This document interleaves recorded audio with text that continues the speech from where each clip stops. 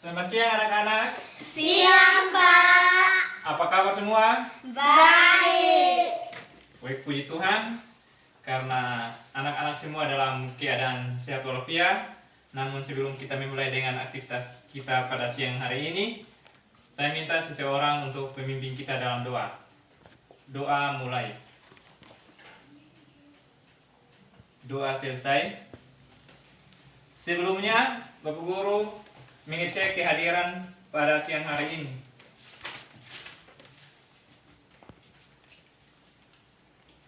Stepi Lanan, Ada, Pak. Aurel Mekan, Ada, Pak. Stefani Lanan, Ada, Pak. Jamerson Nomleni, Ada, Pak. Farel Seram, Ada, Pak. Elizabeth Nomleni. Ada. Baik, sebelum kita memulai dengan mata pelajaran hari ini, sosiologi sebagai ilmu gejala sosial.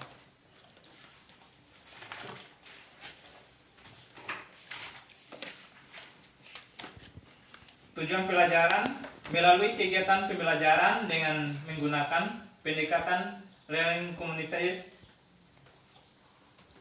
peserta didik dapat memahami pengetahuan model learning community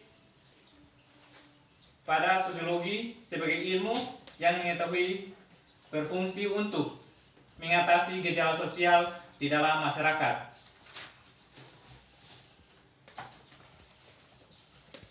Materi yang kita bahas yaitu pengertian dan ciri-ciri sosiologi. Yang berikut sosiologi sebagai ilmu sosial, tokoh dan teori sosiologi, hubungan sosiologi dengan gejala sosial, bentuk gejala sosial berupa tindakan individu dalam tindakan kelompok. Materi yang kita bahas pada siang ini tentang tokoh dan teori sosiologi. Apakah anak-anak ada yang tahu tentang tokoh dan teori sosiologi? Tidak tahu, Pak. Baik, Bapak Guru akan menjelaskan tentang teori dan tokoh dan teori sosiologi. Sosiologi adalah ilmu yang mempelajari tentang interaksi kelompok dan individu masyarakat di dalam kehidupan sosial.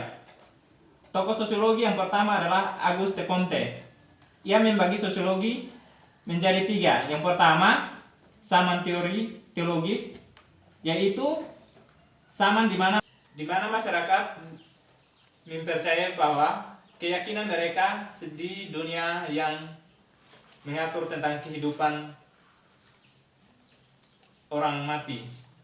Yang kedua, saman metafisik, yaitu masyarakat mempercayai bahwa terbelenggu oleh roh-roh filosofis atau yang abstrak secara universal. Yang ketiga, saman positivisme, yaitu di mana masyarakat mempercayai gejala sosial maupun alam di lingkungan dengan mengacu pada diskriminasi ilmiah secara hukum ilmiah. Yang berikutnya, tokoh Karl Marx. Ia menjelaskan bahwa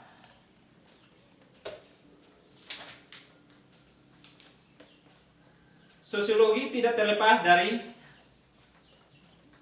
gejala sosial di mana segala sesuatu yang terjadi pada masyarakat sosial itu sendiri. Baik, sampai di sini dengan materi yang kita bahas pada siang hari ini. Apakah anak-anak sudah paham? Apakah anak-anak ada yang ingin bertanya? Ada, Pak. Baik, silahkan Nona Elsa Numleni. Saya ingin bertanya, bagaimana sosiologi itu bisa dianggap sebagai ilmu gejala sosial?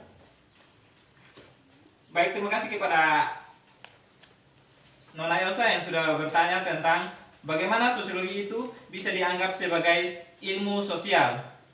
Bapak Guru akan menjelaskan tentang sosiologi itu selalu berhubungan dengan masyarakat yang selalu melakukan interaksi sosial dalam kehidupan sehari-hari. Di mana ada pertemuan, pasti di situ ada yang namanya interaksi sosial. Di situ tidak akan dipisahkan oleh yang namanya interaksi sosial untuk membangun suatu komunikasi ke arah yang lebih baik.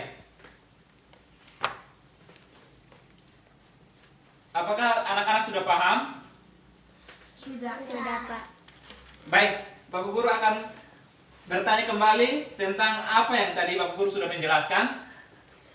Coba salah satu orang menyebutkan tokoh sosiologi itu sendiri. Ada, Pak. Silahkan. Max Weber.